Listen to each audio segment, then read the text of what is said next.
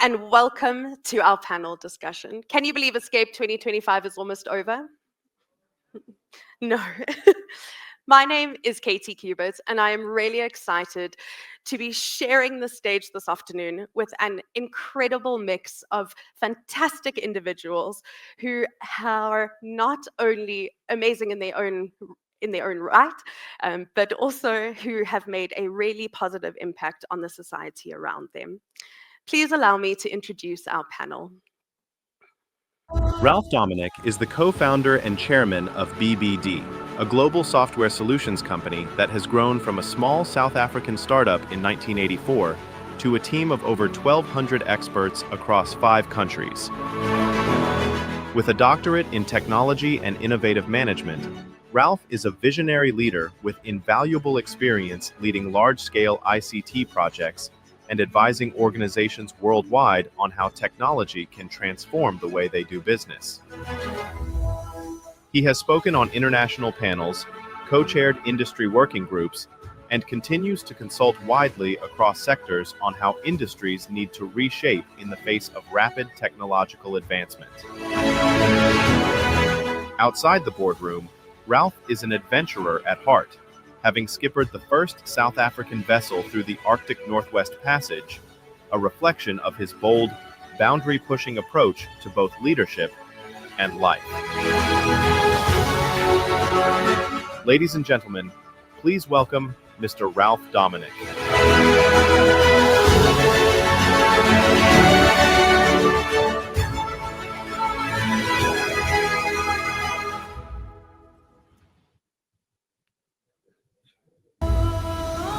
Zandile Mkhwanazi is a trailblazing entrepreneur and passionate advocate for women in technology. She is the founder and CEO of Girl Code, a leading organization that has empowered more than 80,000 girls and women through technology. With a proven track record in both education and entrepreneurship, Zandile is a driving force in the South African tech ecosystem.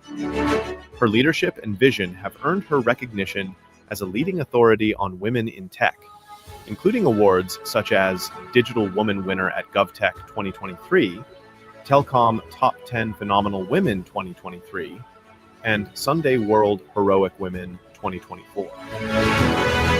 Under her guidance, Girl Code was also named one of the top 16 youth-owned brands of 2025. Zandile remains committed to building a more inclusive and equitable future for girls and women in technology. Ladies and gentlemen, please welcome Ms. Zandile Mkhwanazi.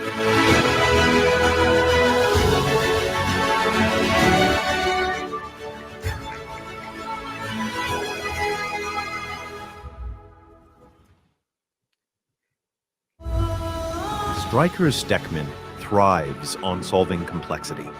As one of BBD's leading integration specialists, he's spent well over a decade designing and delivering large-scale enterprise solutions for both public and private sector organizations, from digitizing government services to building modern banking platforms. A stickler for process automation, ask his teams, Stryker is passionate about making systems and people work smarter together. Whether it's architecting microservices, streamlining CI/CD pipelines, or leading teams through high-stakes deliveries, he brings both technical depth and a knack for keeping projects moving with purpose. Ladies and gentlemen, please welcome Mr. Stryker Steckman.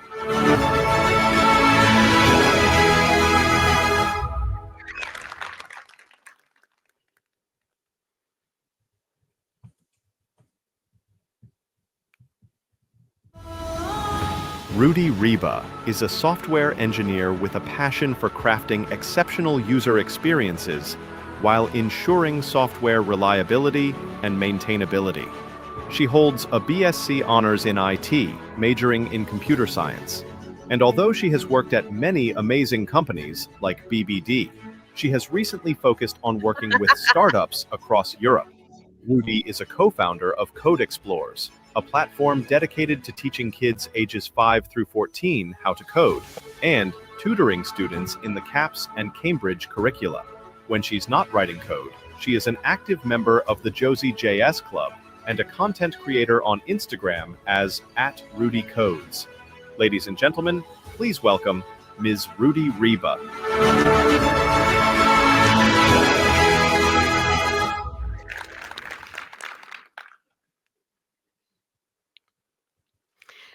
As you can see, we have a fantastic mix of perspectives on the panel today, from board level leadership to business strategy, from training and education to hands-on software development. Our topic for today is technology and society in the age of AI. We'll explore how AI is reshaping business, education, and daily life, and what it means for society at large. Panelists, disagreement is encouraged, and audience, we will do our best to make sure that we save some time for questions for you. So Rolf, we'd like to start with you. What responsibilities do tech companies have towards society in this age of AI? Okay, Tia, firstly, can you hear me okay? Yes, we can. Perfect. Well, I've pondered this question a bit, but I would say, first and foremost, a very obvious answer is to remain profitable. Without profit, we cannot fulfill our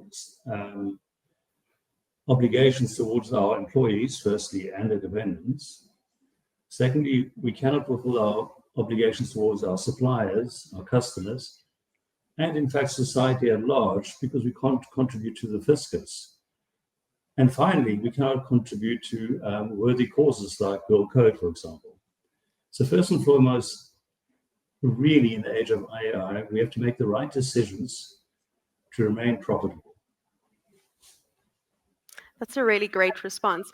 Stryker, maybe you could speak to that a little bit more from the client's perspective. Apart from making more money, what societal challenges are your clients trying to solve right now? Well, I think some of you might have seen recent, press releases in terms of public sector partnering with private sector, and specifically Department of Home Affairs. Definitely looking at expanding, for example, giving exposure to ID and passport application processes.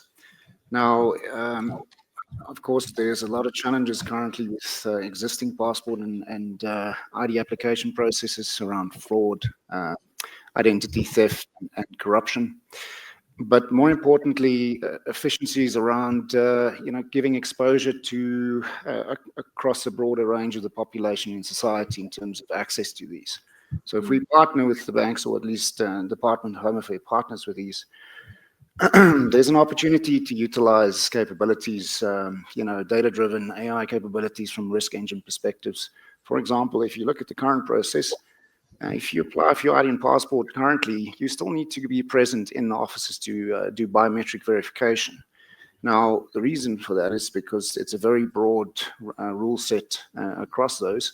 And thus, if we could start, and I don't want to call it profiling rather, but, creating this notion of a trusted applicant or trusted citizen or law-abiding citizen rather, we'd be able to allow certain individuals based on certain thresholds to apply directly from home, giving a bit more exposure. There's a lot more to discuss there, but let me stop there. I think that's a really interesting perspective. Zandile, if companies hold this responsibility to access, as Stryker mentioned, how do we prepare the people and the skills to be able to meet that? Sure. So definitely, I think there's a lot of opportunity in terms of AI and the advancements, but I think also the reality, and this is where the disagreement sort of comes in, the reality of majority of the people in the country, the people that we deal with, our beneficiaries, don't have access even to a smartphone, right? Say to do a fingerprint or any of that. So yes, something like that would be great, but the people that would benefit are those that from home have the credit score, have the profiles, have the smartphones, and we're still dealing with people that haven't even learned how to use a computer. So, but therein also lies the opportunity, and that's why organizations like ours and Rudy's exist, where it is really important to make sure that we're providing the right education and we're providing it at the pace of the world and how it's moving, because unfortunately the government and public schools are not able to keep up, or they haven't been able to keep up, right? So for us, it's more about how do we take the latest technology and take it to the people and meet them where they are now, right? And not try to. So yes, AI is great, but like, how do we make it in such a way and use it in such a way that it's servicing the current needs that people have, and not like sort of more futuristic things for that demographic. So yeah, but there's a lot of opportunity, I think, in terms of what you can do with AI. Are there any of those opportunities that you would like to expand on a bit? Yeah, so I think if we look at education and schools in particular, right, a lot of the teachers, we engage with teachers, a lot of them are overwhelmed in terms of the number of students they have in a classroom. A lot of them spend a lot of time marking. As an example, right, marking every single paper, where you can automate grading. You can obviously have sort of variations in terms of allowing answers, but that's something that could be automated and put into schools to free up a teacher's time, instead of spending hours and hours of marking 50, 60 students in one classroom, and also not being able to personalize the response and the feedback. It's just no, no, no. You don't have the time and the capacity to really think about a student and think about, how do I give them feedback in such a way that it helps them grow as an individual? And I think, again, that's where AI tools can start to personalize education and the journey, to recognize that, okay, Katie, I see where you were going with your solution. You didn't quite get there, but this is the feedback and this is the things that we can put in place for your educational journey to help you get to where we need to get to. So I think that there's a lot of use cases for that, yeah. A really fantastic example. Rudy, do you have anything you want to add on that topic?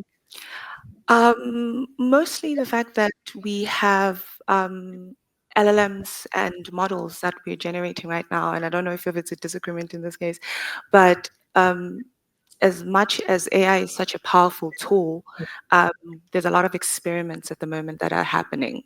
So if we're training models, or at least at this point in time, consuming models that are being trained with whatever data that might be in the internet, are we actually giving it data that is South African context relevant, right? We want things like, I was watching Kerika's talk today where she was using her own resources, RAG and all of those things that are aware of our context, to be able to do all of these things that the panel speakers are talking about, because we want them to know the security situations in South Africa so they can give us response about South African situations. We need them to understand the schooling system. We need to understand the environment in the classrooms that Zandile is talking about, so that they can give us responses relevant to the context that we're in. So I think the only thing that I want to add there is that the AI that we're currently doing or using right now is so much on a consumption level, rather than the regulating and giving the context and the data relevant in these models to be able to give us responses that are relevant for our environment. And I suppose that harks back to the responsibility. Absolutely. Ralph, to yourself and Zandile as leaders within the space, in your opinion, are tech leaders en masse doing enough? Or do you think that there's an element of just paying lip service to responsibility and steaming ahead anyway? Well, I think it's an interesting question. And I think what Zandile mentioned about marking homework, I sort of marvel at the idea of AI marking homework generated by AI by the students.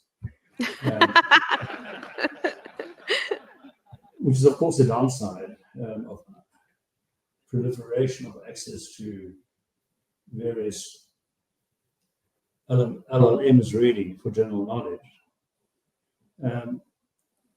How do you balance this approach where students can simply use an LLM to write an essay, solve a problem, and present it as their own work? You know, it's something that's been discussed in universities a great deal, the sort of idea of plagiarism, unfettered access to all knowledge without actually having to be an expert in anything. And question how we as tech leaders put some guardrails in place around that. I'm not sure we have any answers there, but just an observation. Thank you. Zandile, anything to add? Yeah, I think it's not just lip service. There's a lot being done in the space to regulate. Obviously, we are still lagging behind, but there's a lot being done also to educate, right, and make sure that we understand the dangers. That is a good one, like using AI to write the answer and then asking AI to mark the answer. I think then that talks to, if we're introducing it, especially in the context of education, how do we make sure that we guardrail how it's being used, and that also goes to educating educators, right? Because they also don't know. I mean, I'm sure a lot of students are currently using AI to submit, and because teachers also are so overwhelmed, I'm sure they just, with some students, you'll probably pick up that you went from, giving this type of answer to suddenly being an A student. But yeah, I think that a lot of tech leaders are coming together, and it's conversations like this where we can start to understand where are the problems, where are the gaps, what needs to be done, and how do we do it as a collective, and how do we work together to solve the solution? Because it's the problem, it's way bigger than any one entity or one organization can do. And I think that's where the partnerships, between business leaders, NGOs, I mean, that's why also we partner with BBD to make sure that we're getting the best of both worlds and we're taking it out there to the public. Yeah. Love that. Thank you. Stryker, I'm going to put you in the hot seat for a little bit. If you were to be very honest, do you think that there's a level of organizations who are driving AI adoption that are doing it for real impact? Or do you think that the majority are just trying to keep up appearances in a world that equates progress with technology? Yeah, fair enough. I think if you look back at 4 years when this whole LLM sort of hype cycle started, I do believe many of these organizations were purely just implementing AI for the purpose of just trying to show that they're working on these. But I'd like to think that sanity kind of prevailed over the last couple of years, and there's a lot of pragmatism being applied as to how these capabilities can augment existing ecosystems and ultimately help with solving certain problems that we've just discussed. I think there's still a challenge around, and I think what they call it lately is pilot purgatory. And pilot purgatory essentially refers to being in this endless state of piloting a solution, and just it never sees production. I think statistically, if you go look between 22 and 25, is approximately only 25% in banking industry that were able to productionize capability related to AI technologies. And if you go look at those, the majority of those are projects that typically focused on augmenting the capability within the existing ecosystems and ultimately solving a real world problem, societal challenges, very specific product problems, trying to reach out to their clients and so forth. So there's definitely success stories, but absolutely a lot of challenges and failure as well. I'm not sure if I'm answering your question there. I'm going down a rabbit hole, but yeah. Yeah. So I think at the moment, yeah, people are trying to apply it correctly. So there are still challenges. Yeah. And I suppose it's up to people like this in Yes. the room to make sure that, that stays in place. Just to sort of swap topics a little bit, Rudy, when you're hands-on in the code, do you experience AI as disruption or as enabler, or as an enabler, sorry? And how does that change the way that you build? Sure. To the question that you just asked, Stryker, as well, like AI is a tool, a very powerful tool. Andrew Ang is a computer scientist who's also a chairperson of Coursera as well as deep learning. And 2 years ago, he had a TED talk that talked about AI as a tool. He says that every time when he thinks about AI, he thinks about literacy, right? And the way he talked about it here is like in a long time ago, people were, only few people were reading and writing. Certain people would read for other people, so that they can understand and communicate. And then they all realized that a society would be so much better if everybody can read and write. So most people read and write.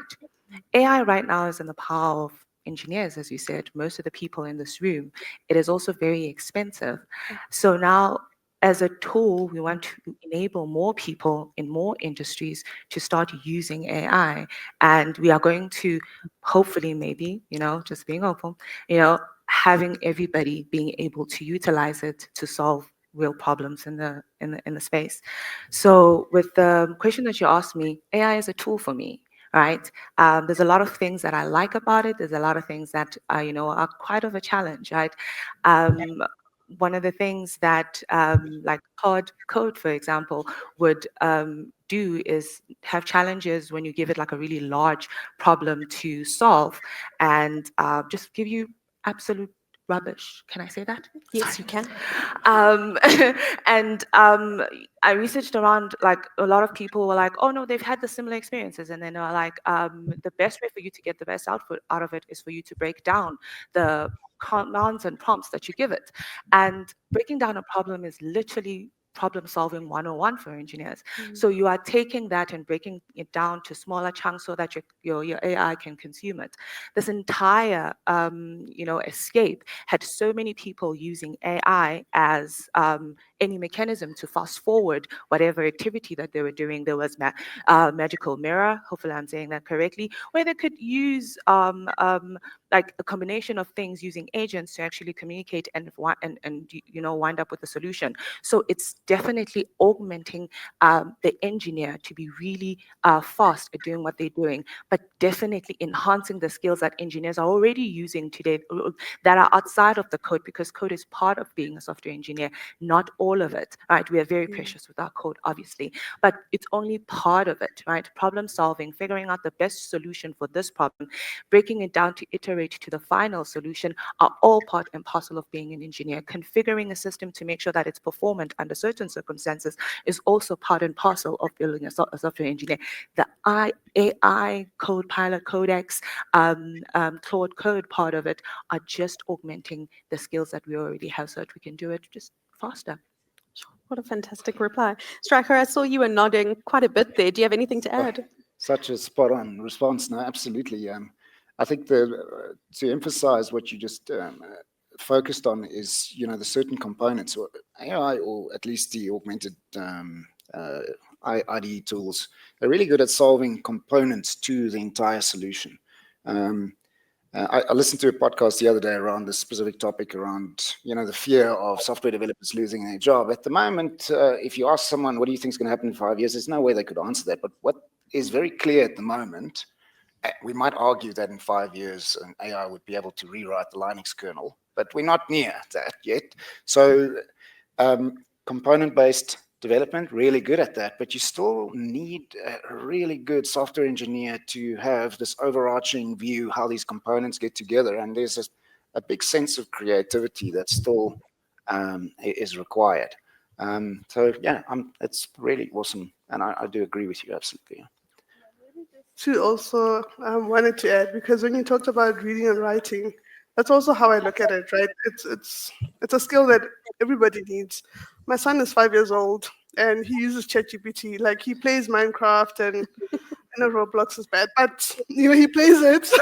But recently he's like, Mommy, can I use ChatGPT because I want to design my own skin? I don't like this one. So I think it's also how we use it and how we empower the next generation to already start problem solving, right? It's what you said. You need to go back to first principles, and if young kids can start thinking like that, like, how do I? Okay, I want to create like my own Roblox, but where do I start? What are the components? Those are the skills, the creativity that AI can enable even a 5-year-old, to start applying at that age, where you don't get that at school. It's very much like, this is the curriculum, this is what you learn, and nothing else. So I think there's a huge opportunity, and we just need to take advantage of it. Yeah. Absolutely. Ralph, from a strategic point of view, do you see it more as a disruptor or an opportunity? Well, this is a leading question. We're in a cycle, and I think we're in the early days. So where it stands at the moment, with the current limitations of what, and I want to just clarify, when we talk about AI, let's separate LLMs, which is the usual topic when one talks about AI, or multi-level perceptrons, neural networks used for specific engineering tasks, such as quality control, artificial vision. In the LLM space, interesting question of where actually do we stand today, and how many incremental improvements are we going to see before we get to the end of where the current technology can take us. So this move towards general artificial intelligence and the predictions of when this might arise. Question really, and I challenge the clever people in the audience and our panel here, in how many years might this arise? Is the current technology where we're sitting, which is effectively linear algebra-based model, will that lead us towards general AI? Or are we getting to the point of where what we have will get better incrementally, but we're already at a data wall where there is no more data to feed into these models for training? It's at the end. So what happens beyond this? In its current state where it is, I agree with the panel. It's a very useful tool, great to improve efficiency in some ways, but it could also dumb people down quite a bit. When you use stuff verbatim without knowing what it's actually telling you. Is it as good as it gets right now, or are we going to see major improvements, step changes, or are we going to see slight incremental improvements over the next 5-10 years? That's, to me, really is a strategic question. Absolutely. Zandile, Rudy, I saw you responding to what Rolf was saying. Do you have anything to add there? No.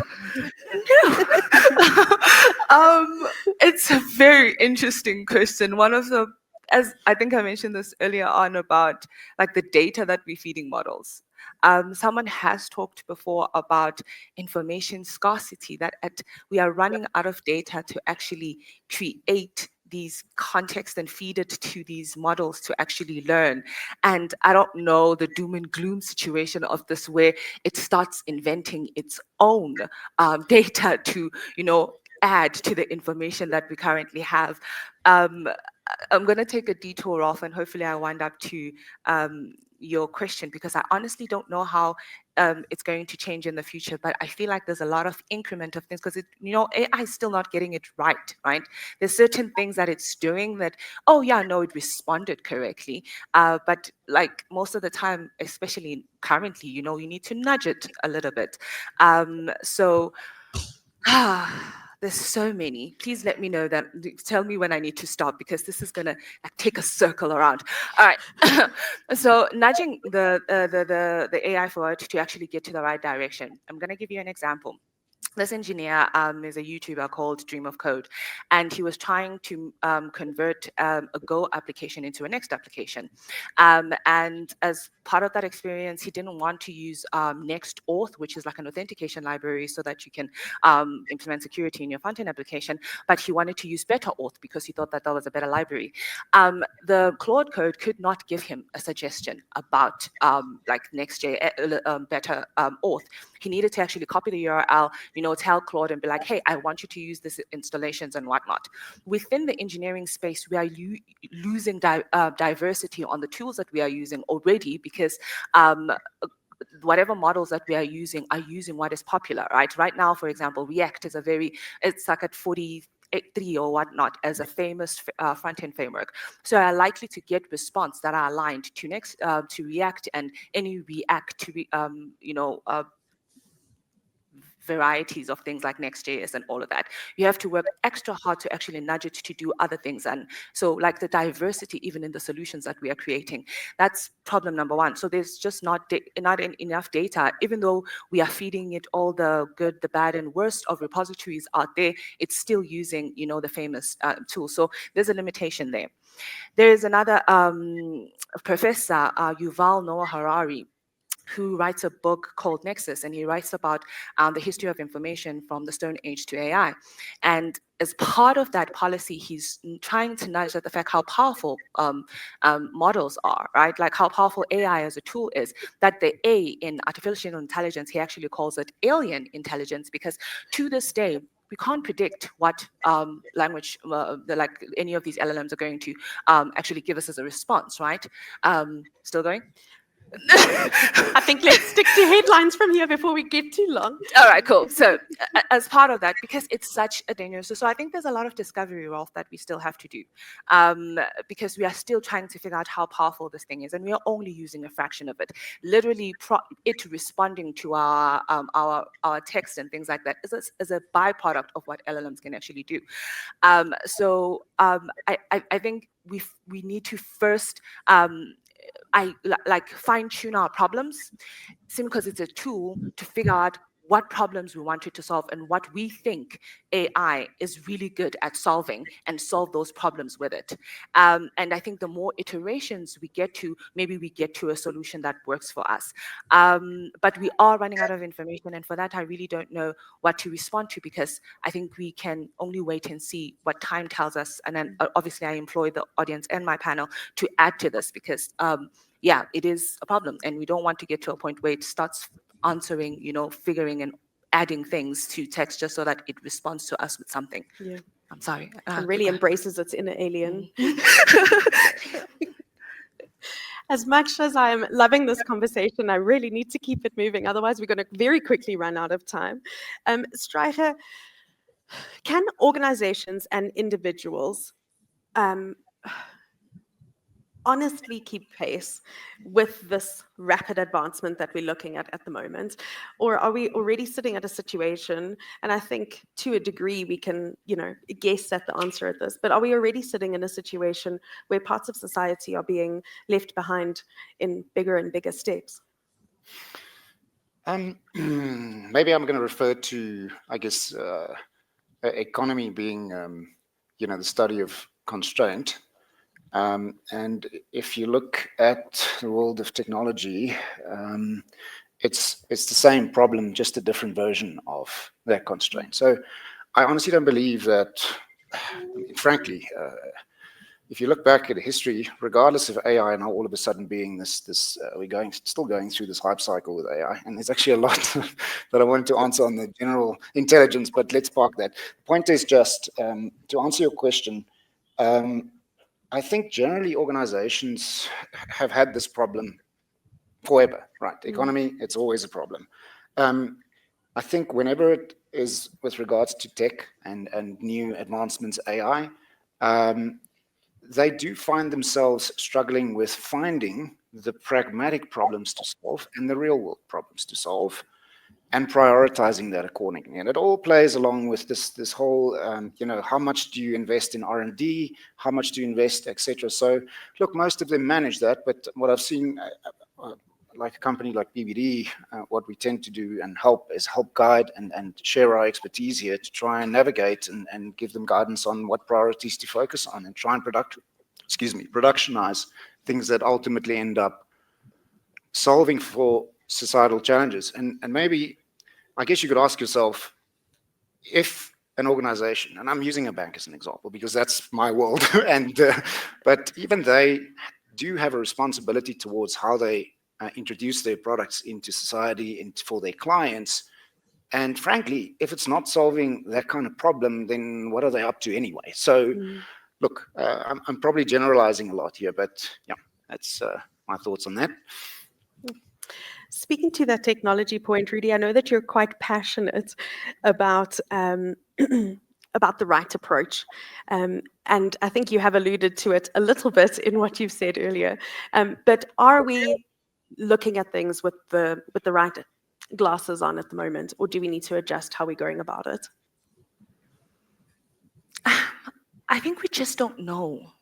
I think we are all trying to figure out what's the best thing that we can do with these new resources that we have. So I think we're just trying to find, I think that's the best way that I can try to respond to that. I think it's alien, it's new to us, it's exciting.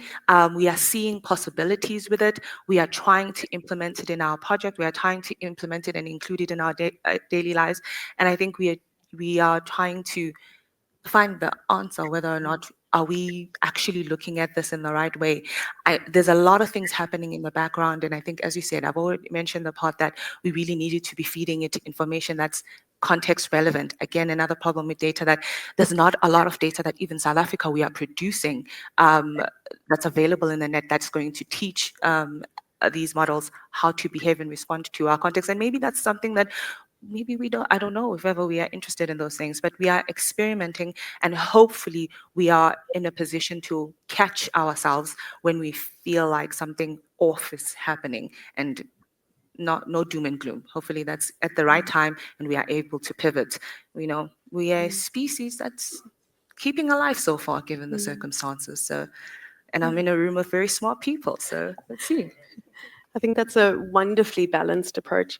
Zandile, how does training fit into everything that Rudy and Streicher were saying so far? Thank you for that. I'm also in the back of my mind still thinking about if or when we get to general AI. Like, I've just been thinking, what does that mean for humans? Where does that leave us? On the one hand, does it mean we get to be more human?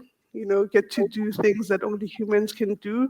Or does it mean that we stop existing as a species, right? Obviously, we've seen the movies, I, Robot and all of that, the Terminator. So it's a bit scary, but there's a lot of opportunity. And I think in the training, I liked what you both said around, are we solving for the right problems, right? And I'm of the view, especially if you look at like Silicon Valley, that we're not really solving for the right problems. Or maybe the problem is that in South Africa and Africa, we're not utilizing and grabbing onto this opportunity to solve for our problems because we have many. And if we are saying that AI is now, the be-all, end-all that can get us out of poverty and all of that, then what are we doing to accelerate that? And I think it's just, what we are doing is working. Yes, we are doing something, but I think we're not doing it at a large enough scale. If people are being replaced with AI, who's going to consume these products, right? Who's going to be consumers? Who's going to be helping reinvent and like build more things if we're not looking at education and starting very young and making sure that they start innovating and also keeping up with the pace? And you kind of briefly touched on it, where my sense, and I fear that, is that we're creating a bigger divide because there's still people that still don't even know basic computer literacy, and we're now on AI. So I just think a lot more needs to be done by both corporate and the governments to make sure that that gap is not getting wider and wider, because once we get to general AI, again, where does that leave humans? So yeah, I think a lot more has to be done, and that requires also like working together to figure out what is it that we can do at scale. Sure. Definitely getting quite philosophical here. Perhaps I can pose this to all of the panelists. In light of what Zandile was just saying, how would you think that we could avoid this AI-driven divide that exists between those with access and those without?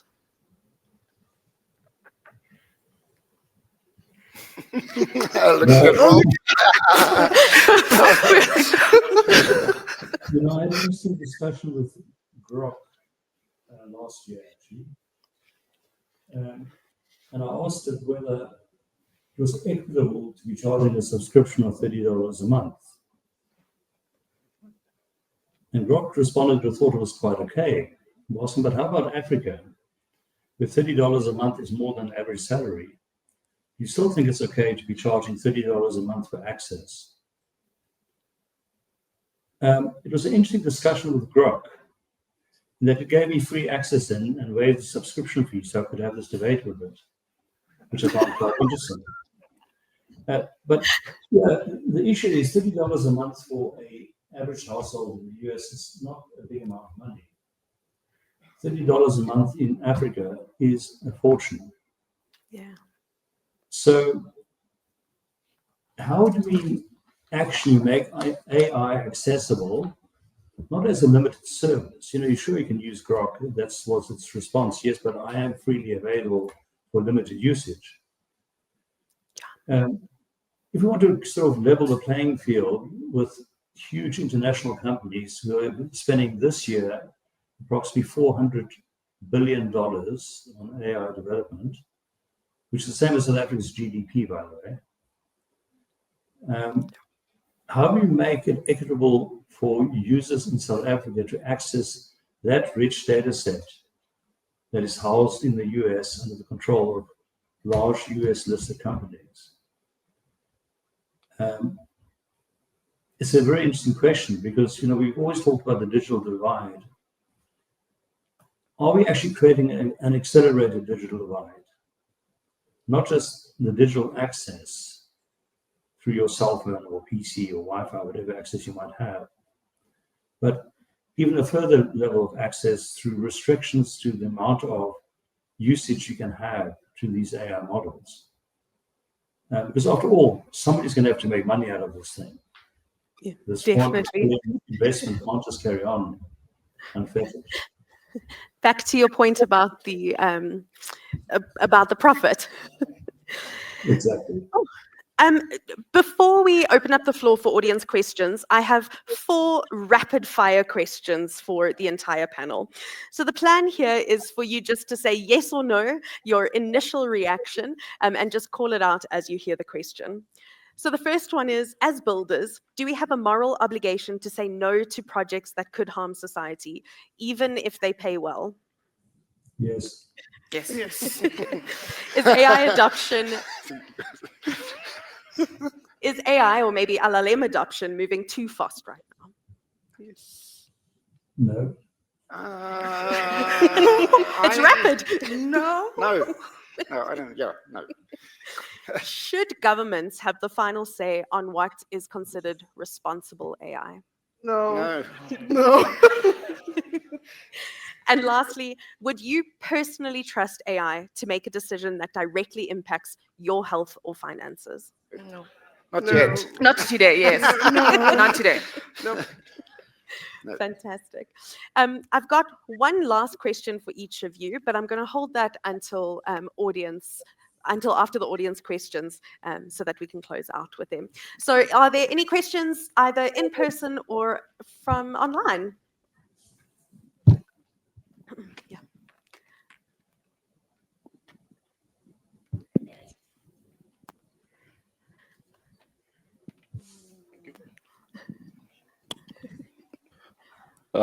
Good afternoon, everybody. My name is Keith. I have a question related to the second last question we had in the rapid fire about government perhaps regulating AI applications. I wanted to know why there was such a big no to that question, because I think it is important to have like a central authority to regulate applications and solutions driven by AI. So why no? Can I quickly interrupt there? Oh, the question is for anyone who can answer. If not, to add to Keith's question, if not governments, then who? That's exactly the point. It has to be regulated, absolutely, to a certain degree. The question is just by what entity and how. And it might be government, I don't know, but that would be... I feel like Rudy Go has for it. opinions here. You'll see that I often do. Love it. I think there's a question about the first question that you asked, which were, is it our responsibility to say no when we are building things that are questionable? For me, I said no to that question because I feel like it's everybody's responsibility. So if we are tying it back to that question, then it should be our responsibility, everyone who's either building a system that has it, to ensure and ask the question, hey, is this security aligned? Funny, there's a question that came up today for the mirror on the wall speakers, where they were like, what is the security? Because they were like, they wanted to introduce a camera on the mirror, and it's a mirror maybe in the bathroom, so people might be indecent and all the things. And then someone in the crowd asked about security. So I feel like those are the things that we are constantly should be asking. If you are using a model, understand where is it, where's the information going? Are they using that information, if it's in your in your organization's institution, learning and teaching other AIs in other part of the world? Today we should be asking this question. Today we should be regulating it as we are consuming it. So I feel like it's everyone's responsibility to get an opportunity to work with these things to ensure that it's regulated, as opposed to waiting for another entity to kind of, govern the thing. So I feel like it's just our responsibility. That's why I said no. Definitely get some snaps from me for that one. Do we have any more questions? I think we can take one or two more. Good afternoon. My name is Dieketeng. I come from an organization called United Siafunda. I'm a volunteer woman in AI. My question goes to Zandile and Rudy. How are you actually keeping up with the technology changes to make sure that your programs becomes relevant and meets the global standard in the context of South Africa lacking the infrastructure and the tools for us to propel or to succeed in the AI space? The second question goes to Stretcher and Ralph. How do you ensure that organizations at least have some sort of enterprise development element to their community impact projects? And the reason why I'm asking is that a great innovation has been born with an AI marking tool. And obviously there is some sort of, issues around AI in terms of ethics. AI education has three strengths. It's AI tools, AI literacy, and AI ethics. We could also maybe adapt to the UNESCO framework in order for us to be able to also monetize on some of the inventions that comes from the developers in the AI space, allowing maybe organizations also to leverage on that and to monetize maybe 10 Rand subscription per teacher in South Africa using that tool produced by BBD software could be an opportunity for some organizations like ours to gain access to the profits, being produced in order for us to impact society. Thank you.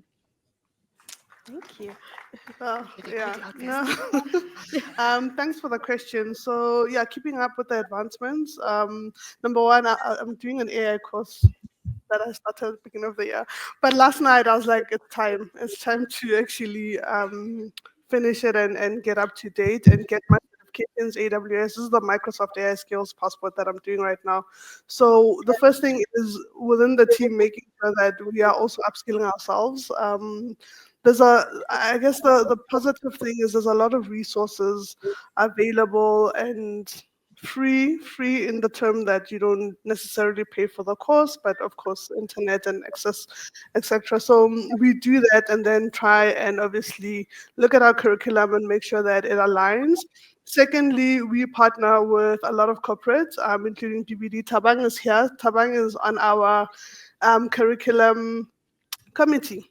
So we're making sure that industry, what we're teaching aligns with industry. So he looks at our curriculum with other, obviously, experts from other companies, making sure that what we are teaching is very relevant and it's what companies are looking for, so that we don't teach outdated stuff and when they try and get job opportunities, they don't. So those are the two things, upskilling ourselves and making sure that we partner with corporates and then bring in that expertise into the work that we're doing. So yeah, I hope I've answered that.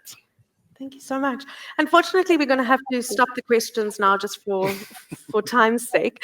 But I am more than sure that our panelists would be very happy to continue this conversation with you after the session. To close us out for right now, I am going to ask the impossible. In one sentence each, what does a healthy AI-powered society look like to you in 10 years? Streicher, let's start with you.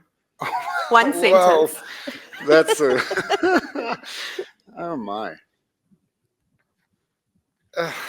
Right, it depends on when the singularity happens. Perfect. Zandile? Yeah, no. Just No. please, you can try and answer this one. Well, I think just being a companion to humans and making our lives better. Yeah. Rolf? I would say world peace.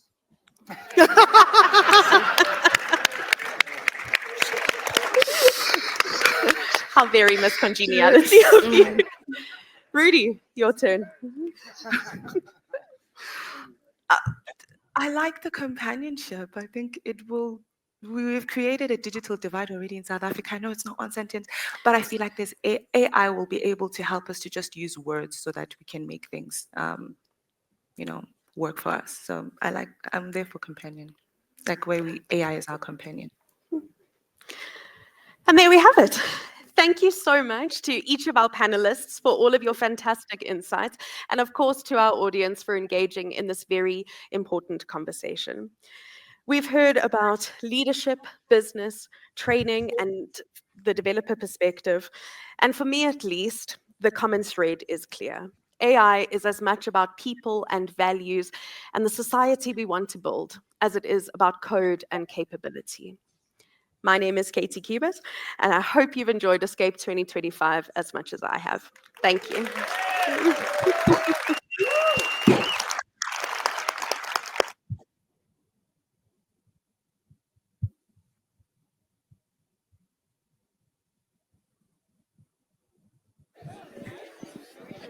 Good morning. Good afternoon. Before we head off, there's one last portion to this day.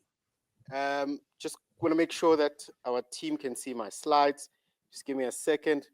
I have slides, apparently.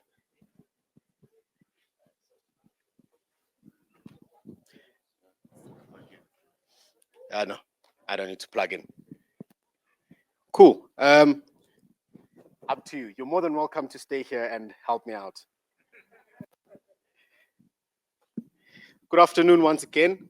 I was expecting a Rudolph to be here with me, but that's fine. That's really fine. Okay, I guess it has to be fine. A Rudolph appears.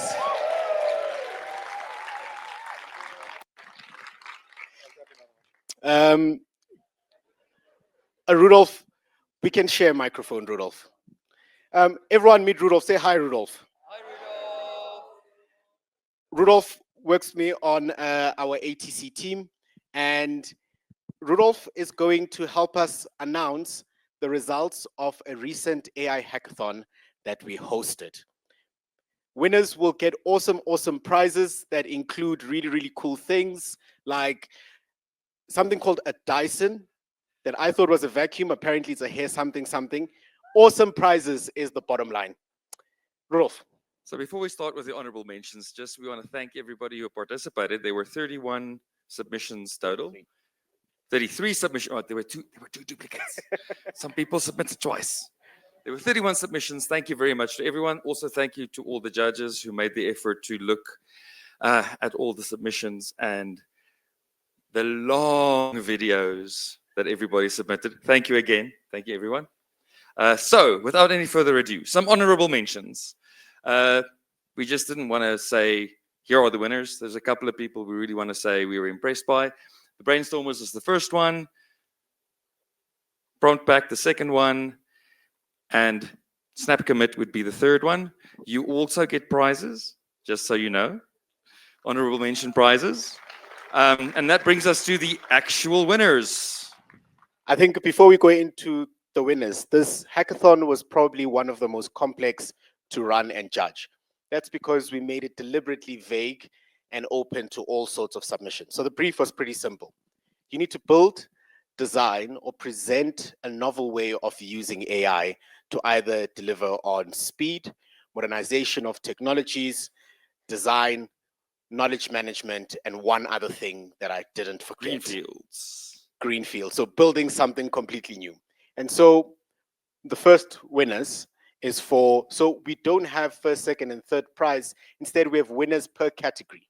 And so for the first category, which is speed. The winners were VW and W Inc. Woo! In the category of greenfields, we have The AI Gents. in the category for modernization, we have Noop.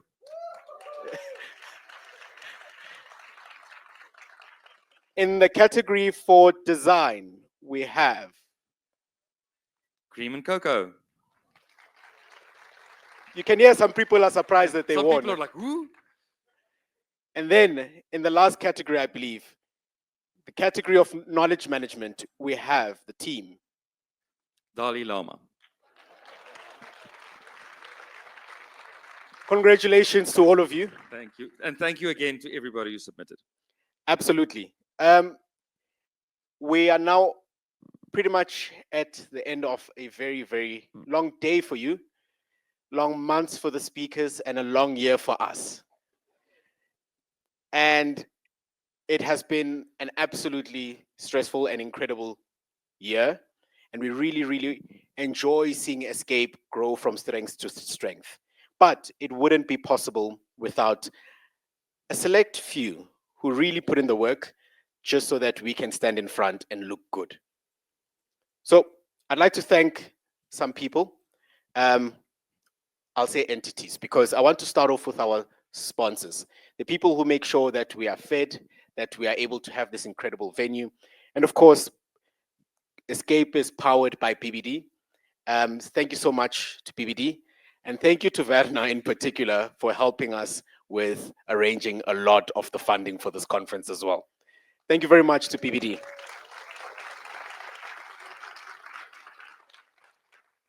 We made a decision a couple of years ago that Escape is such an incredible platform for us to share ideas and share how we're solving problems, and that we should invite the world into Escape.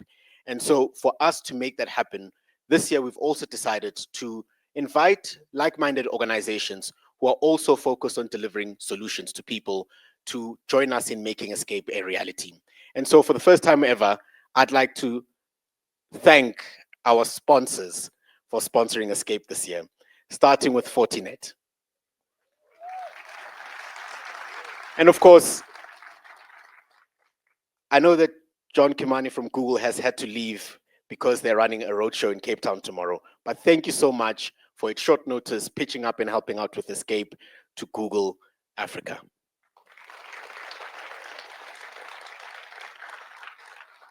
A lot looked really, really incredible today. From the emails that we sent out to you, to the branding, to a lot of the really beautiful assets that you saw today. How awesome is this background behind me right now? And all of this wouldn't have been possible without our incredible marketing team. So thank you very much to marketing. And I'd like to extend a special thank you to one person in the marketing team who's had to endure all of our complaining and saying, no, please do it again. Change the pace. Thank you very much to Josh for the incredible work. And keeping up with making things look incredible. Last year, we had some signs out here, some lights with bulbs on it. One of our colleagues came to me and said, could be prettier. And she took on the project of actually building out the incredible Escape sign that you see out here with all of this LED work. For the incredibly long nights and cutting your fingers and getting glue on them, trying to glue on all of these LED strips. Thank you very much to Jesse for all of your hard work in putting on this together. And I know that we probably fooled you with the really incredible countdown timers and videos and all the things coming in and out.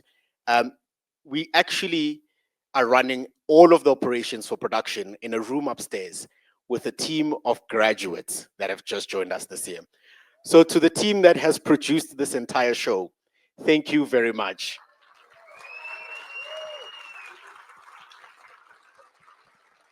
They are also responsible for building the websites that you would have interacted with today that streams every single talk.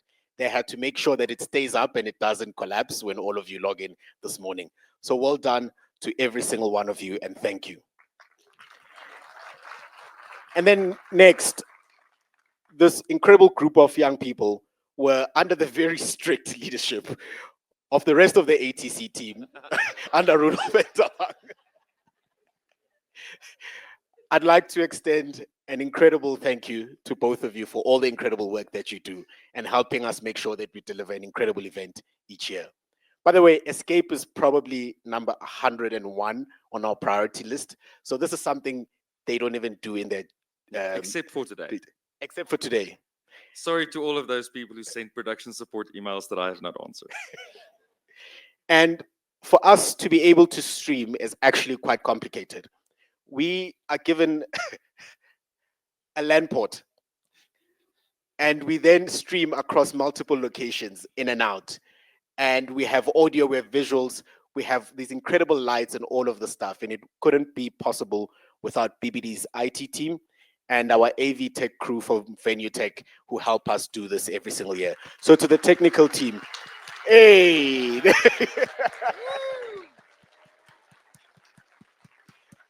This team spent the whole of yesterday from quite early in the morning making sure that we have everything that we need today. Even managed to put down X's in front so the two ladies who spoke about their mirrors know where to stop moving. Today we were also very, very well fed. The venue was booked and pretty much everything else was done. It was to the incredible work that's done by BBD's admin team. They're the ones that told you it's time to go into your room now and pretty much, what do you call it when you control sheep and tell them where to go? They herded you into the right places at the right time, made sure that we were fed, made sure that we knew what had to be done and had to be at the correct places. To that, we'd like to thank the admin team with a very honorable mention to Louise and Sonia. Your team really, really keeps us going. And I have a random slide. Oh, I know what the slide is. Escape is growing from strength to strength, and we can't do it without all of you. And so about an hour ago, we took stock and tried to reflect on the day, and we had 1,179 people check in for Escape. And only 779 of those are from BBD, which means there's about 400 people that are part of this, and this movement of sharing knowledge and collaborating is growing way beyond us as an organization. Speakers absolutely value your feedback. We've received 278 feedback comments to speakers.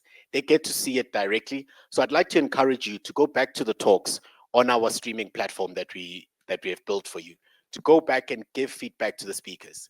Even if you just give them a rating of 5 to say, yes, you Thumbs did up, great. LOL, we loved it. Thumbs up, LOL, loved it. It's really, really encouraging.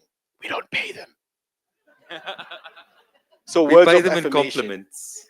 So shower them with compliments so that they can come back next year again. And last, and certainly not least, the reason we do all of this, all of you, thank you so much, and we hope to see you at next year's Escape. Before we head out, okay, clap.